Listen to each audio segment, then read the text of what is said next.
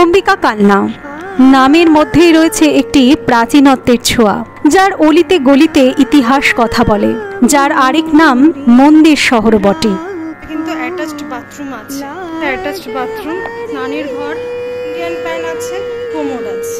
1600 শতাব্দে মানুষ যখন ভেসে চলেছে হরিনামের জোয়ারে, অম্বিকা কালনা সেই সময়ের স্মৃতি বহন করে চলেছে। সূর্যদাস পণ্ডিতের একটা জমিদারি স্টেট, উনি ছিলেন নবাবের মানে অর্থমন্ত্রী এবং প্রধান খাজাঞ্চি।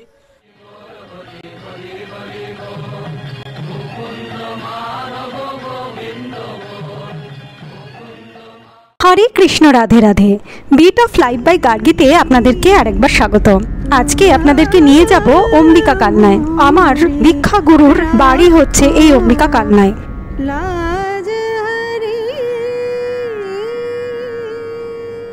কলকাতা থেকে অম্বিকা কালনার দূরত্ব প্রায় 100 কিলোমিটার মতন, আর সময় লাগে প্রায় 2 থেকে 2.5 ঘন্টা মতন, সড়ক পথেই হোক ট্রেন পথেই হোক। পর্বটি শুরু করার আগে আপনাদের সকলের কাছে অনুরোধ রইল শেষ অবধি দেখার, আর যদি ভালো লাগে তাহলে একটি করে লাইক, কমেন্ট আর শেয়ার করে দেওয়ার, আর অবশ্যই যদি চ্যানেলটি ভালো লাগে তাহলে সাবস্ক্রাইব করে নেওয়ার, কারণ আপনাদের এক একটি সাবস্ক্রিপশন আমাকে একটু একটু করে গ্রো হতে সাহায্য করবে। অম্বিকা কালনা পূর্ব বর্ধমান জেলায় অবস্থিত একটি মহকুমা শহর, পৌর অঞ্চল। এটি ভাগীরথী নদীর পশ্চিম তীরে অবস্থিত। জায়গাটির নাম অম্বিকা কেন? এখানকার আরাধ্যা দেবী অম্বিকার নামানুসারেই এর নাম হয়েছে অম্বিকা কালনা। শহরটি জেলা সদর বর্ধমান থেকে প্রায় 60 কিলোমিটার দূরে অবস্থিত। এবার ট্রেনের টাইমিং আর ফ্রিকোয়েন্সির বিষয়ে কিছু বলি। শিয়ালদা এবং হাওড়া উভয় স্টেশন থেকেই কাটোয়াগামী যে কোনো ট্রেনে চড়লেই আপনি অম্বিকা কালনায় পৌঁছে যাবেন। সময় নেবে প্রায় 2 থেকে 2.5 ঘন্টা। ট্রেনের ফ্রিকোয়েন্সি শিয়ালদার তুলনায় হাওড়া থেকে অনেক বেশি। হাওড়াতে মোটামুটি 12টা অবধিও আপনি ডাইরেক্ট ট্রেন পাবেন। তারপরে গেলে আপনাকে ব্যান্ডেলে নেমে চেঞ্জ করে কানেক্টেড ট্রেন ধরে আপনাকে অম্বিকা কালনায় পৌঁছতে হবে। কিন্তু শিয়ালদায় সকালবেলা 8টা 6 কাটোয়া গ্যালোপের লোকান চলে গেলে আর তারপরে সেই রকম কোনো ট্রেন নেই যাতে আপনি বেলাবেলি ওখানে পৌঁছতে পারেন। একটা আছে 5টা 5:30 ভোরবেলা, আর তারপরে রয়েছে 8টা 6-তে। আমি ট্রেন টাইমিং গুলো এখানে দিয়ে দিলাম, একটু পজ করে করে যদি দেখে নেন আপনারা বুঝতে পারবেন। বাই রোড আমরা কিভাবে উবার ইন্টারসিটি ধরে অম্বিকা কালনায় পৌঁছালাম সেটা ইন ব্রিফ আমি একটু বলে দিচ্ছি। আমরা যেহেতু রাজারহাট থেকে জার্নি শুরু করেছিলাম, রাজারহাট থেকে আস্তে আস্তে এয়ারপোর্ট ধরে বেলঘরিয়া এক্সপ্রেসওয়ে বা ডালখোলা বকখালি রোড ধরে বরানগর এবং দক্ষিণেশ্বর ছাড়িয়ে বিবেকানন্দ সেতু বা বালি ব্রিজ ধরলো। তারপর এসে পৌঁছালো ডানকুনি। ডানকুনি থেকে দুর্গাপুর এক্সপ্রেসওয়ে উর্ফ বাদশাহী রোড উর্ফ গ্র্যান্ড ট্যাঙ্ক রোড উর্ফ দিল্লি কলকাতা হাইওয়ে ধরে ধীরে ধীরে সিঙ্গুর, বেলমুড়ি, গুড়াপ ইত্যাদি ক্রস করে অবশেষে এসে পৌঁছলো পান্ডুয়াতে।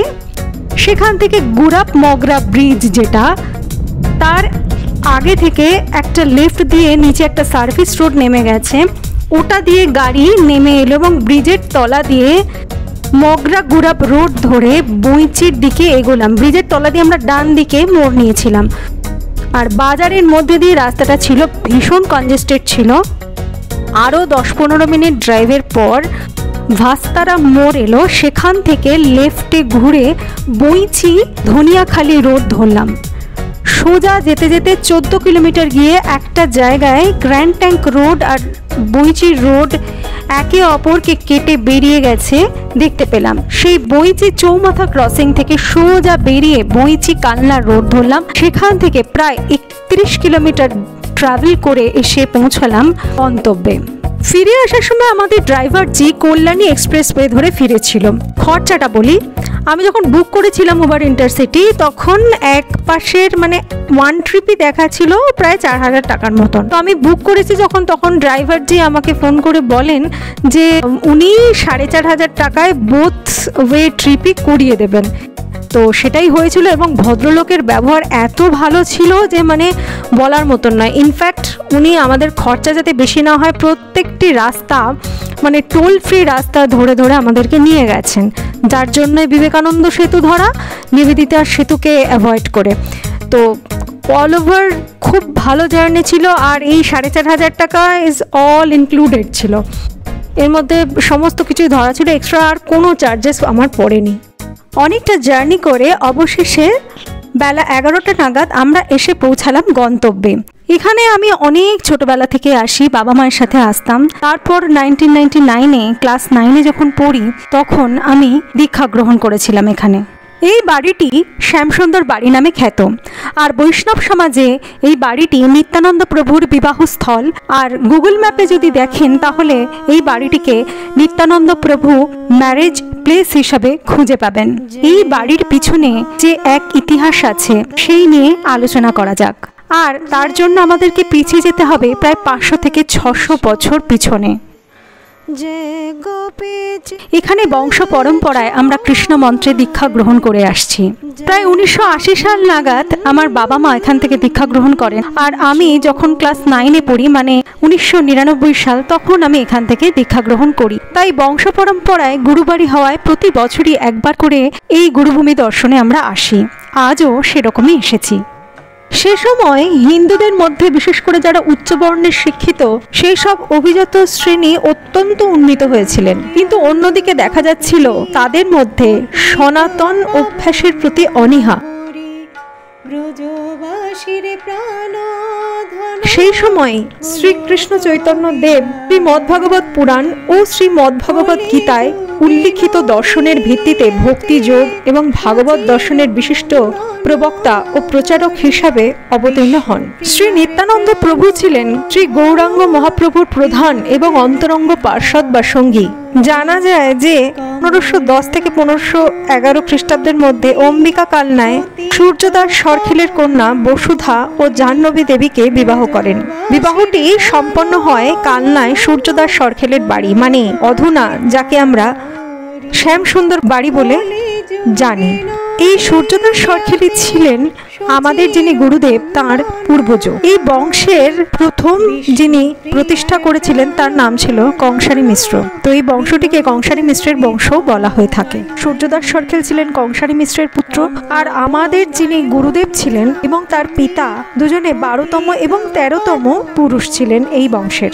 এখনকার যিনি সেবায়েত আছেন শ্রী চন্দ্রকান্ত গোস্বামী, তিনি সম্পর্কে আমার গুরু ভাই হন। তার মুখে বেশ কিছু কথা শুনে নিলাম, আসুন আপনাদের সাথে শেয়ার করি। এখনকার বর্তমান প্রজন্মের সেবায়িত বা বংশধর তো চন্দ্রকান্ত গোস্বামী।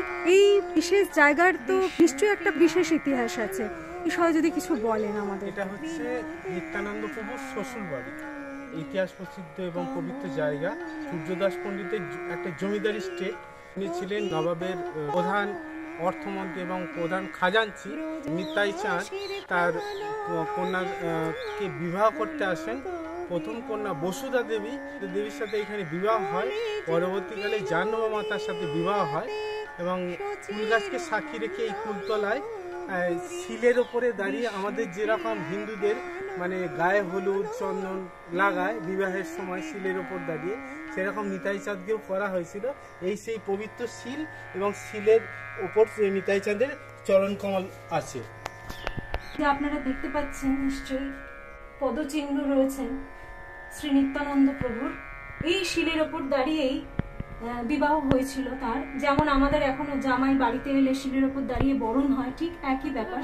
যদি আপনাদের দুই পুরুষ আগের বংশ তালিকার নাম যদি একটু বলেন, কারা কারা ছিলেন, মানে সেবায়িত যারা ছিলেন তাদের কথা যদি একটু বলেন। আমার ঠাকুরদা ছিলেন শ্রী রাধিকা প্রসাদ গোস্বামী এবং ঠাকুমা ছিলেন শ্রীমতী কনক নলিনী দেবী গোস্বামী। আচ্ছা। আর আমার পিতৃদেব ছিলেন শ্রী বিনয় কৃষ্ণ গোস্বামী ও মাতা রেখা গোস্বামী। আচ্ছা চন্দ্রকান্ত বাবু, এই যে জয়নিতাই যাত্রীনিবাস যে দেখালেন, এর পরিকল্পনাটি কার, আর ভবিষ্যতে এই নিয়ে আপনাদের কি কি প্ল্যানিং আছে? আমার পিতৃদেব বিনয় কৃষ্ণ গোস্বামী এবং আমাদের মন্দিরের যারা ভক্ত বা আমাদের কানলা স্থানীয় ভক্ত, বাইরের যারা ভক্ত, তাদের প্রত্যেকের মিলিত প্রচেষ্টায় এই জয়নিতাই যাত্রীনিবাসের কাজ সম্পূর্ণ হয়েছে এবং আগামী দিনে এটা বড় ধরনের পরিকল্পনা আছে। একটা খাবার জায়গা এবং আর একটা বৈষ্ণব খণ্ড, শ্যামকুণ্ড পুষ্করিণী সংস্কার, বিভিন্ন ধরনের আমার পরিকল্পনা আছে। যদি ভক্তরা সহৃদয়ভাবে এগিয়ে আসে এবং নিতাই চাঁদের বিবাহস্থান সংস্কার এটা খুব সুন্দর করে ডিজাইন করে করার ইচ্ছা আছে। হ্যাঁ, সবার মিলিত প্রচেষ্টাই হবে এবং আমি তো একা কিছু করতে পারি না, সবার আশীর্বাদ এবং সহযোগিতা এটা কাম্য আছে। তাই আমি সবাইকে আহ্বান করব যাতে সমস্ত ভক্তরা যাতে এগিয়ে আসে এবং এই মহতী প্রচেষ্টায় যাতে যোগদান দেয়, আমি সবার কাছে এই আবেদনটাই রাখছি। নিশ্চয়ই। এই গত আমফানে অসম্ভব রকমের ক্ষতি সাধন হয়েছে আমাদের এই সব থেকে প্রিয় খুব প্রাণের জায়গা। আমি এখানে ছোটোবেলা থেকেই আসি এই নিত্যানন্দ প্রভুর এই পবিত্র বিবাহস্থানের। তাই আপনাদের কাছে বিনীত অনুরোধ, যদি আপনারা সহৃদয়বান হয়ে এই ভারতবর্ষের এত পুরনো ইতিহাসকে যদি বাঁচিয়ে রাখার একটু চেষ্টা করেন। তাই আমরা শিষ্যরা চেষ্টা করে চলেছি দানের মাধ্যমে এটিকে আবার সুন্দরভাবে সাজিয়ে দেওয়ার।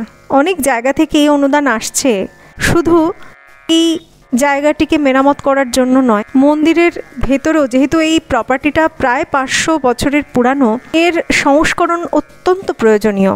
অনেক কাজ হয়েছে, এখনও অনবরত হয়ে চলেছে, তাই বিভিন্ন জায়গা থেকেই অনুদান আসে। যদি কারোর ইচ্ছে হয়, এই দুটি কার্ড বা ব্যাংক অ্যাকাউন্ট ডিটেলসও দেওয়া রইল, আপনারা এখানে দান করতে পারেন।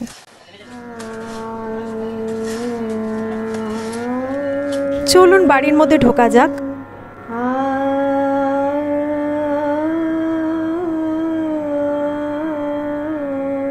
নাট মন্দির, আর নাট মন্দির পেরিয়েই ওইদিকে হচ্ছে গর্ভগৃহ।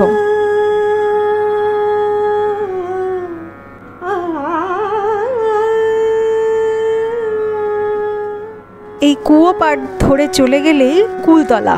এই কুল গাছটি, যে কুল গাছের অপত্য, সেই গাছটি ছিল প্রায় 500 বছরের পুরনো। সেই গাছটি দেহ রেখেছে, তার কাঠটি একটি জায়গায় সংরক্ষিত করা আছে, জয়নিতাই যাত্রীনিবাস। গুরুদেবের ইচ্ছেতেই গুরুদেবের সময়ে তার ভিত্তিপ্রস্তর স্থাপিত হয়েছিল। যাত্রীনিবাসে অত্যন্ত কম মূল্যে রুম পেয়ে যাবেন। এই যে রুমটা দেখছেন, এটা কিন্তু অ্যাটাচড বাথরুম আছে, বেশ বড় মাপের একটা খাট। এই হচ্ছে অ্যাটাচড বাথরুম, কোমোডের সিস্টেম আছে, শাওয়ার আছে, ওখানে জেট শাওয়ার আছে ল্যাট্রিনের জন্য, আয়না দেওয়া আছে, আর সাবান শ্যাম্পু যখন আসবেন তখন এনারা দিয়ে দেবেন।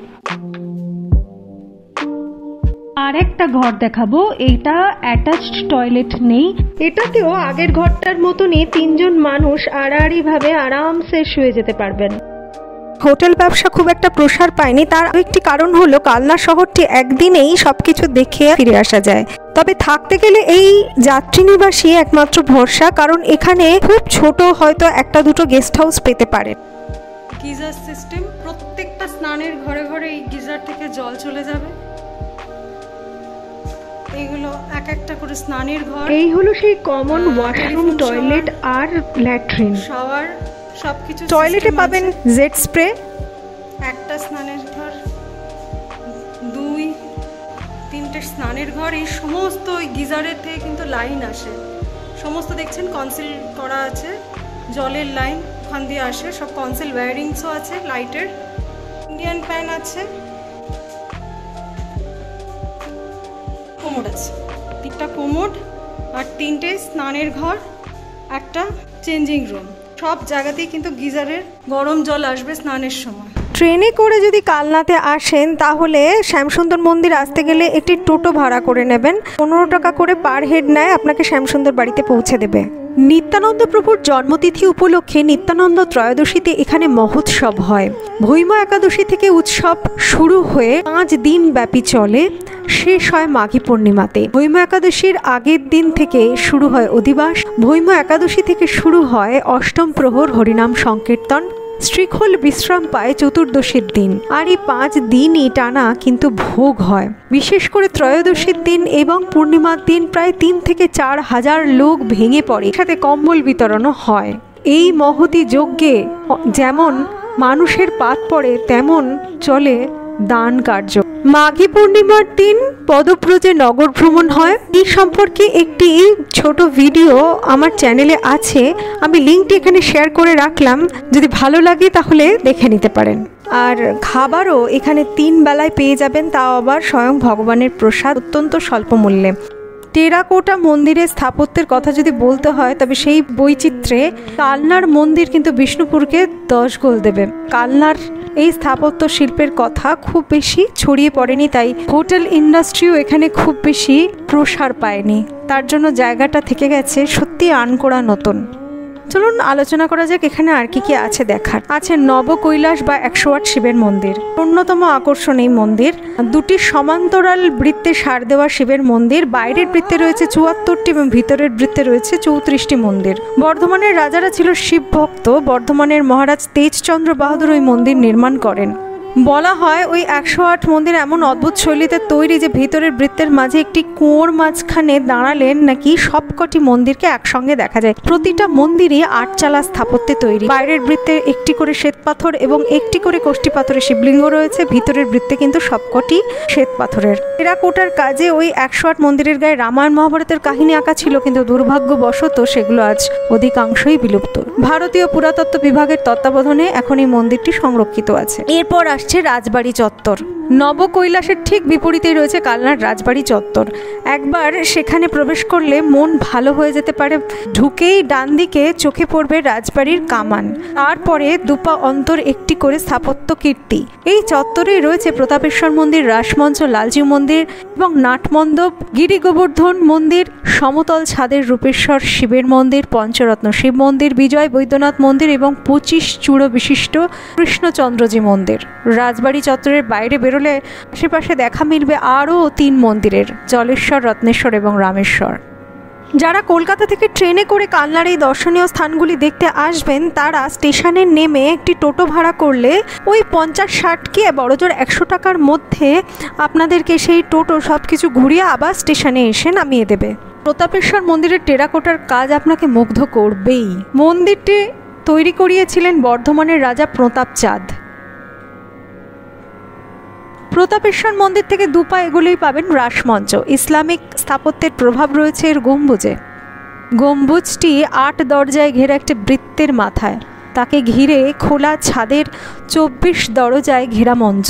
বর্ধমানের রাজা রাস উৎসব পালন করতেন ওই মঞ্চে। ওখান থেকে একটু এগিয়ে উঁচু পাঁচিলে ঘেরা লালজিউর মন্দির চত্বর। এই মন্দিরে রয়েছে 25 চূড়ো বিশিষ্ট লালজিউ মন্দির।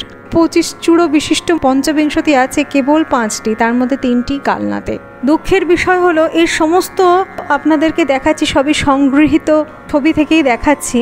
যখনই এখানে আসে অনেকগুলো কাজ আর কমিটমেন্ট নিয়ে আসি, ঘুরে আর দেখা হয় না কখনো। সেই অনেক ছোটবেলায় একবার দেখেছিলাম এগুলো, কথা দিচ্ছি যে এগুলো একদম সামনে থেকে আপনাদেরকে দেখাবো। কালনার সুনাম কিন্তু তার মিষ্টিতে। মাখা সন্দেশ তো রয়েছে, এছাড়াও কালনার জোড়া সন্দেশ, নোড়া পান্তুয়া, ছানার মুরকিও চেখে দেখতে ভুলবেন না। শীতে বেড়াতে গেলে নলেন গুড়ের স্বাদ কিন্তু বাড়তি পাওনা। ভারী খাওয়া দাওয়ার ব্যাপারে ভরসা করতে হবে মন্দির চত্বর বা চকবাজার এলাকার ছোটোখাটো রেস্তোরাঁর ওপর।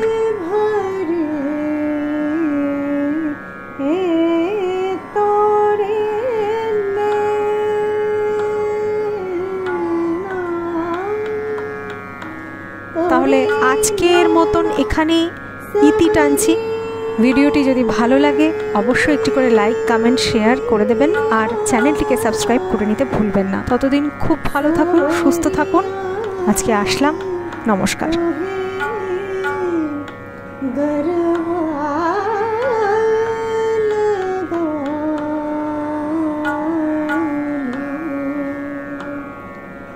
रस